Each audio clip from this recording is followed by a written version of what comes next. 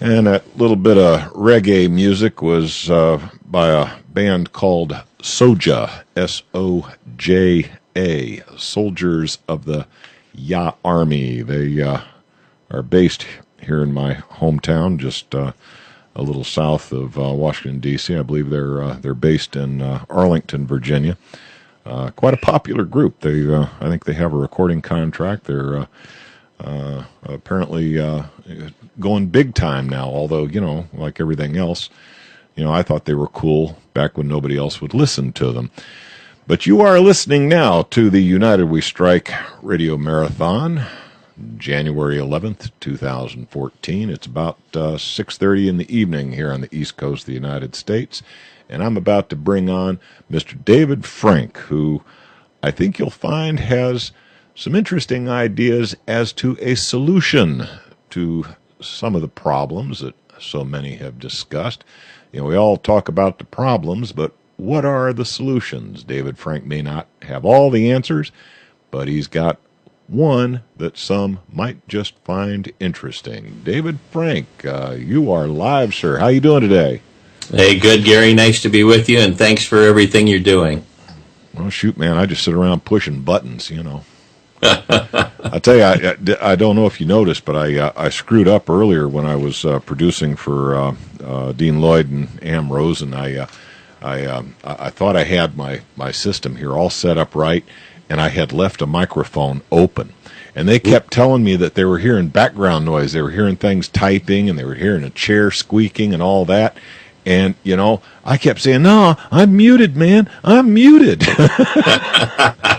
So, if I don't push if I don't push a wrong button every now and then, it's not a Gary Hendershot production.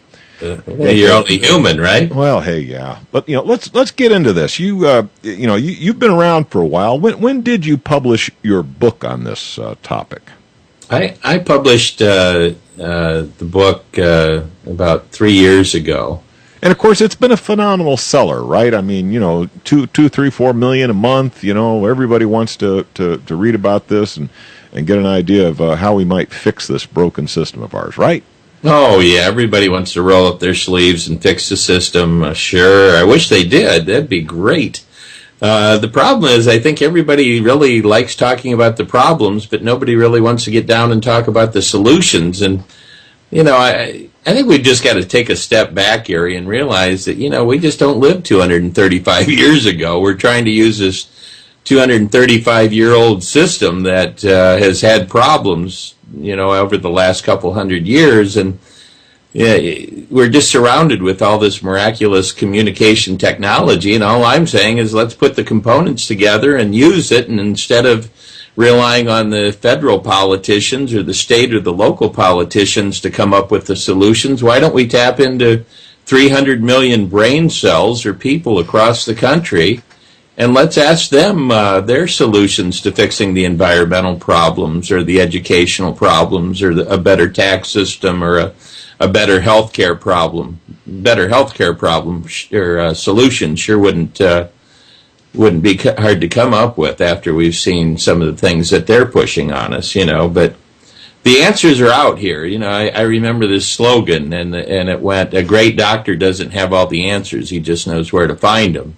And we have the technology now that we've never had, so we can start tapping into some of the brilliant people that have sat back voiceless. They're students, they're professors, they're doctors, there are engineers, there are plumbers, there are electricians, people that really have ideas to fix the problems in our communities. And we keep relying, using this old system, we rely on the 9 goofballs that sit on the city council, or, the 150 that sit in state capitals, or the 535 that sit in Washington, D.C. And I think we're all starting to realize that, top-down systems like this really benefit the people at the top. And what we've got to do is use the technology and turn our system upside down and allow the last to be first and the first to be last. Really start tapping into the minds and the hearts of the people and let them decide what kind of world we want to live in. Well, what's the mechanism? I mean, what's this thing going to look like? I mean, if I was, that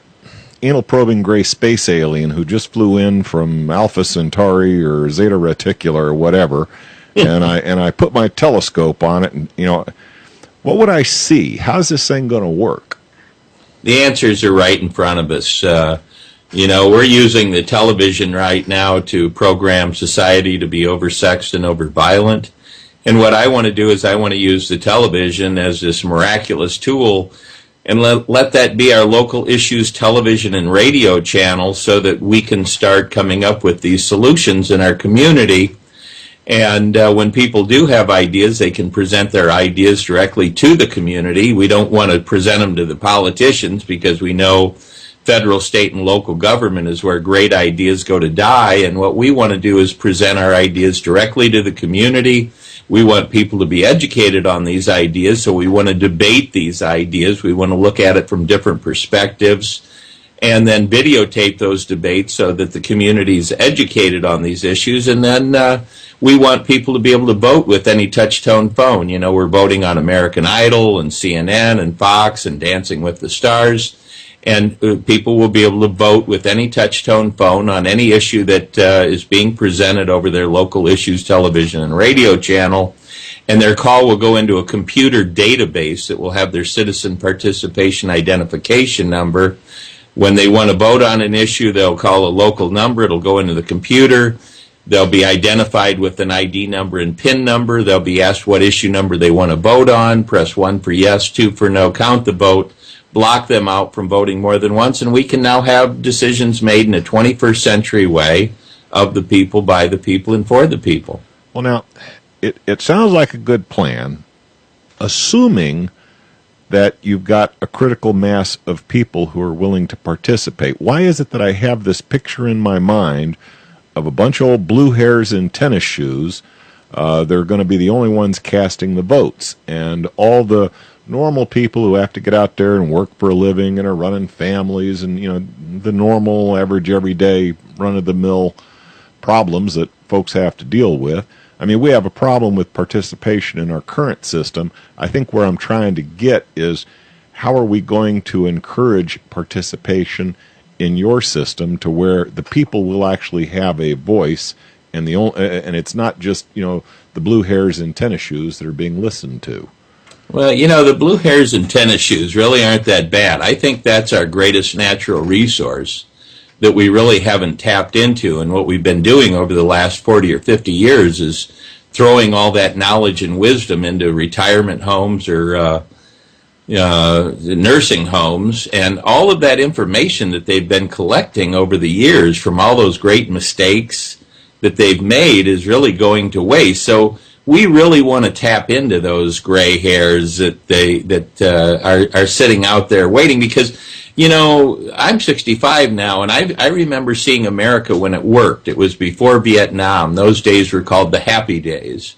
Ever since then, we've been feeding the military-industrial complex, and I think we all know now that the corporations have taken over America, and we really have no representation as we the people.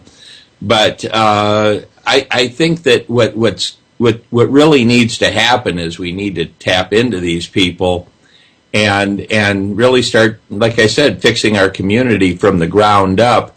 Most people don't participate because they know that the system sucks. I mean, I think both the Democrats and the Republicans are absolutely right. Both of them are saying that the other political group is totally inept in solving the problems here in America. In fact, they're very good at creating the problems here in America. So most people don't vote. All you're doing is voting for the lesser of the evils, and when you do that, you just end up with evil.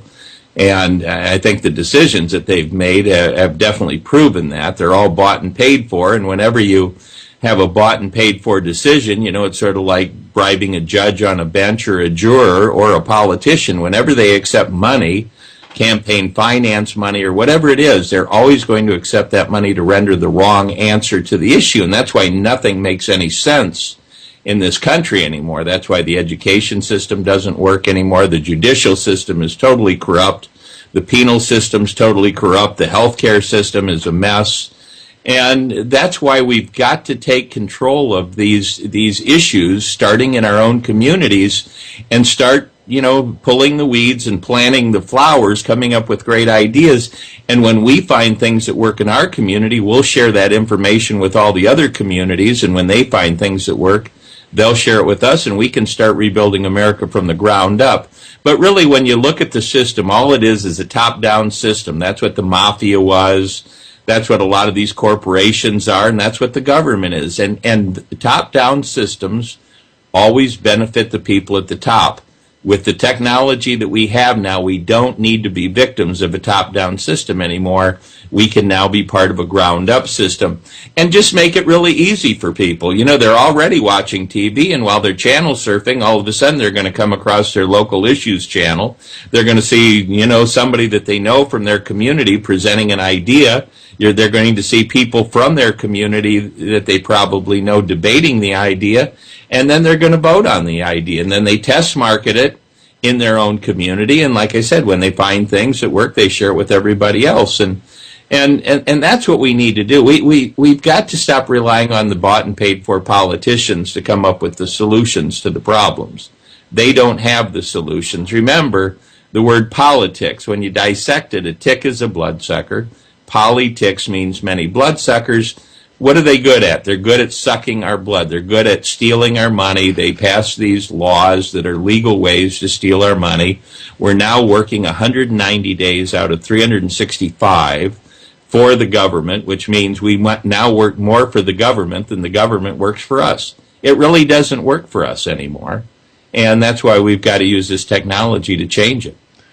Well, now, I know pretty much how my local jurisdiction is organized. I look at my county, and the politicians who run, the multiple bloodsuckers who run my county. There you go. Now you got it figured out. Are, without a doubt, bought and paid for by business interests in the area. And, of course, when I go to the polls, I'm offered a choice between a guy from the red team or a guy from the blue team. But the same business interests have financed the campaign for both of those guys. So when I cast my vote, I am basically voting for the pile of caca that I think smells the least. Those guys are not going to give up that position of authority gracefully. If I ask them nicely to fold up their sleeping bag and go home, I dare say they would probably call the state police on me. Have you got an idea how we might wrest control from the current system? I mean, there is an entrenched group in there who currently has control, and I fear that they will use that power and authority to make sure that they maintain that power and authority. Is there a peaceful way you can think of where we might be able to wrestle that control and actually start implementing a plan like what you're proposing? Sure. Yeah. In fact, they're sort of cutting their own throats anyway, because most of these communities are going broke now. Because most communities have a tax system that has been installed in each community that it's strategically sucking the cash out of our communities, which is what we need to have good economies and so that we can barter with each other. So it's all falling apart, and really they're not even going to want to be there when it falls apart, because they're going to be the ones holding the bag, and they're going to be the ones expected to take responsibility. That's why you see a lot of people in Washington not running for office again. They're retiring or whatever, because, hey, they know that financially with this system that's been installed in America, the doo-doo is going to hit the fan any time, and whoever's left holding the bag is going to, they're going to have to answer to 300 million people. But what we're going to do in our community is we're going to start, we've already approached our public broadcasting station. Public broadcasting is the only non-commercial broadcasting station in America, and it's owned by we the people. It's financed by we the people. And what we really want to do is we want to use our local public broadcasting station as our local issues channel, and we just want to change the format. We want to use it as our local solutions channel, where we start looking for solutions to these problems and allowing people in our community to come forward with their ideas. But it's all, I started doing this 25 years ago, and back then I was a communist, and if you don't like this country, you ought to leave it, and this is the greatest country on earth, and blah, blah, blah. And I'm thinking, I love this country. We need to save it. And if we don't change it, it's going to do exactly what's happened today. We're on the verge of bankruptcy. But over the years, what's happened is more and more people are waking up. Sadly, they're waking up because they're losing their homes, or they don't have health care, or they've lost their jobs through things like NAFTA. And, it's just a downward spiral for this country. It's very similar to what happened in Germany as it was becoming Nazi Germany. If you remember, first Germany had to go broke, and that's what opened the door for Nazi Germany, and that's what's happening in America. We are disintegrating, and what's sort of interesting about the term disintegrating, we had this big push in the 60s. We were trying to get rid of segregation by exchanging that for integration, and where we all come together, where people come together, as opposed to segregation, where people are, all out here by themselves and afraid of each other. And what's happening is we are disintegrating financially. We are going back to segregation. That's why society is so separated. We've got all the religions blaming one another, and all the nationalities and the sexes, and everybody's blaming one another for the problems in America. The illegal aliens, it's all their fault, blah, blah, blah. But it's the system, and the system, our money has been sucked to the top of the pyramid. Right now we have 5% of the population that owns 80% of the wealth, and that means 95% of us are fighting over the 20% that's left, and that's why the prisons have over 2.5 million people in them at one time.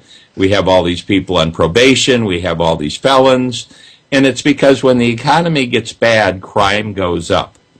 And and the lawyers, when crime goes up, are laughing all the way to the bank. But we've got to remember who makes these stupid laws. Right now across America, these states are reevaluating their stand on marijuana, this terrible drug that, is supposed to lead to all the other drugs, and it's supposed to cause us to go out and kill people and stab people and everything else. And finally, because of the fact it definitely does lead to increased sales of Doritos. I know that. Oh, and the Twinkie sales were Twinkie sales through the roof. Right.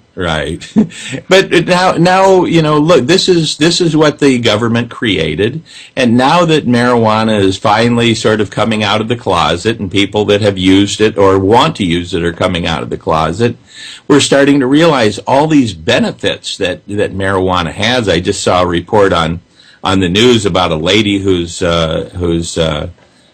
daughter is having seizures. She might have 100 seizures a day. And they're finding out that marijuana is really helping to curb those seizures.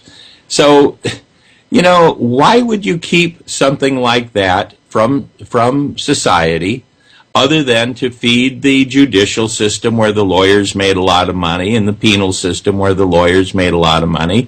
Hey, and who made the laws against things like marijuana? The lawyers.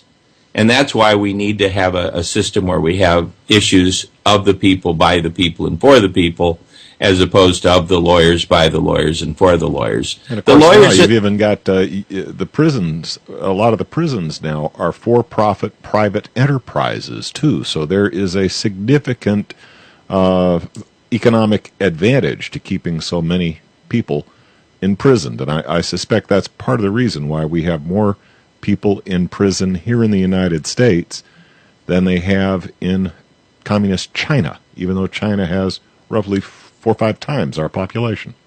Yeah, well, we have what is it, 5%? We have 5% of the world population with 25% of the incarceration of the world. And Of course, so basically what you do when you put people in prison is you teach them how to be better criminals.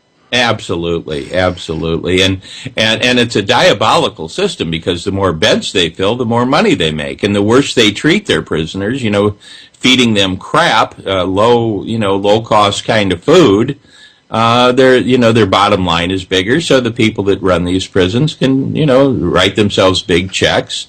And it's all the same. I mean, it's whether you're talking about Comcast or Sprint or your utility companies, when they gouge you with these prices and these systems, it benefits the people at the top. That's what NAFTA was all about. These were wonderful tax advantages for these corporations who got rid of the good jobs in America, and they started using slave labor in other countries. And that was after we had a civil war and a war where brother fought brother over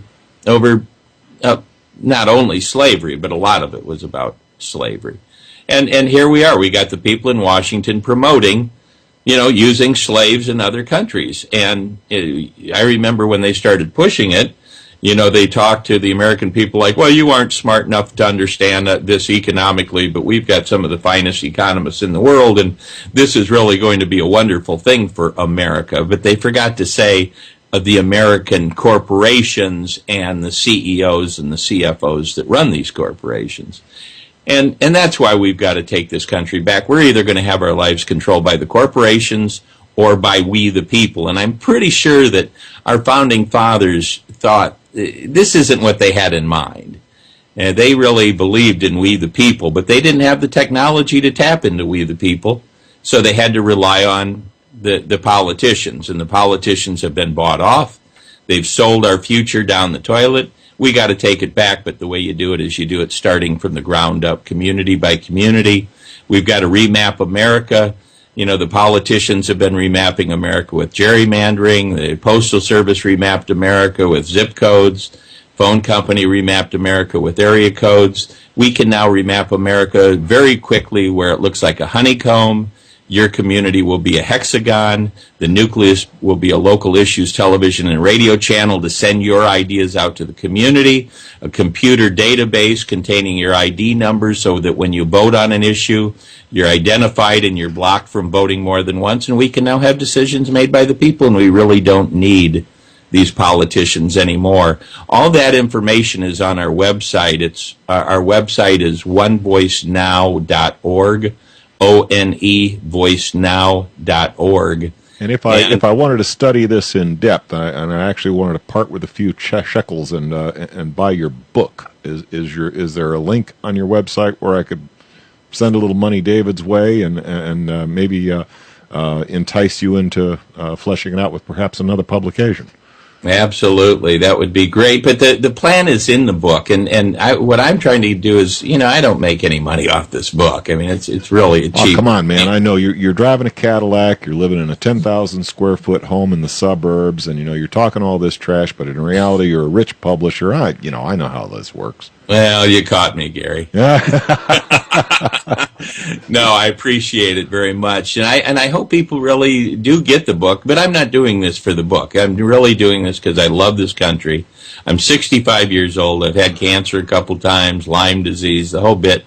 I'm going to be checking out of here pretty soon, and I just want to leave this country in better shape for my kids and their kids and their kids. And nobody's going to do this for us. The politicians are going to do it for us. We've got to do this. But we've got to start from the ground up. I don't know if you've ever played any football, but if you've got to take somebody down that's really big, sort of like trying to take down our government, you don't do it from the top down. You do it you hit them low from the ground up. And that's why in your own community, you, the people, have to set up the communication technology. We've got the plan. We show exactly how an issue goes right through your community. Very simple. And the local politicians are either going to jump on board or they're not. Some will, some won't. So what? Who's next? Find somebody that really wants to represent the people, because if you don't have communication, you don't have representation. And I'm 65 years old now. I've never been asked my opinion on any issue. I have no representation. I don't care if there's a white guy or a couple white guys sitting on that city council. They don't represent me because they aren't communicating with me. So we've got to get away from all that shallow, I want to vote for this guy because he's black or white or Jewish or Christian or whatever. We've got to start looking in the mirror and realizing that we have to design the kind of country we want to live in. And this is the technology that, hey, if we didn't have this right now, there'd be nothing to talk about. Nothing to talk about. But there's so many people now through this social media that now understand the financial scam that's been perpetrated on the American people, with the Federal Reserve Bank, and they're starting to learn these things. I was trying to teach them this 25 years ago. I used to have a guy by the name of Eustace Mullins on my radio program. It was called Stand Up America. And he used to explain how the Federal Reserve worked and how it was a scam. And I think there are a lot of people now that are starting to figure it out. And we really don't need their Federal Reserve notes anymore. We have the technology where we can trade with each other, but we don't need that piece of paper to do it. So there's a lot of good ideas out there. We just have to tap into them and quit relying on the politicians because they're tainted. And I'll tell you, David, we're coming up. We got less than a minute. A quick 30-second, I know it goes fast, doesn't it? Quick 30-second summary that's hard-hitting and going to leave people thinking about this. Okay, the politicians don't have the answers for you. You have the answers. Go to onevoicenow.org, onevoicenow.org. The plan is right there. Be in touch. I'll be glad to work with anybody that's interested. But we can do this, but we've got to do it from the ground up, and just don't rely on the politicians to do it for you. You've got to do it for yourself. Thanks David a lot. Frank, thank you so very much for your presentation, and we've taken every second I could give you. I got to blow us out of here. Take care now. Thanks, Gary.